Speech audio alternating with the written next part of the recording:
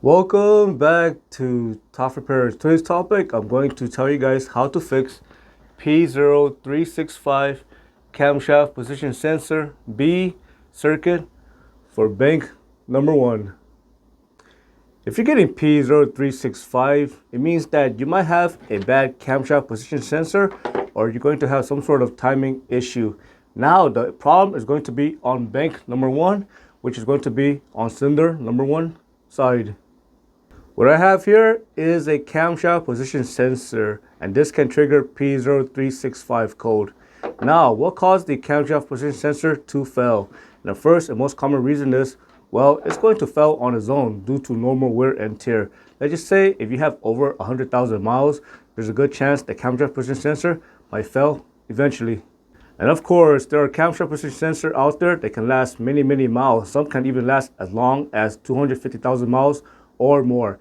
It really depends on many different conditions. For example, you could have a good camshaft position sensor, but if the connector or wire start to go bad, or let's just say the wire doesn't open because the engine heat made the wire become brittle and it caused an open, or let's just say you have a connection issue, or let's just say a lot of engine oil start to get all over on the camshaft position sensor wire and connector, it can cause issue to it. So if you have a leaky valve cover gasket, it can cause the camshaft position sensor connector to become soaked in engine oil. When replacing the camshaft position sensor, don't forget to replace the O-ring. If you forgot to put the O-ring in, it will cause a massive oil leak.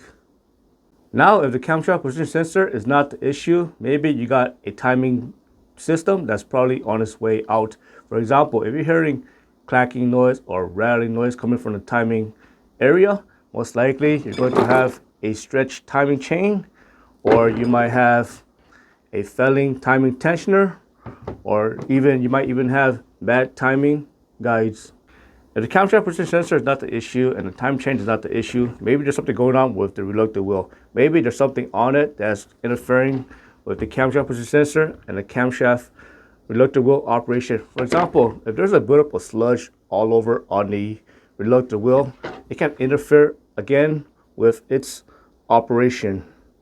If the reluctant wheel is not the issue, maybe there's something wrong with the camshaft. I have worked on some vehicles such as the Fiesta, and I have seen the camshaft actually crack, and there was actually a crack all over on the camshaft, and the camshaft was about to go.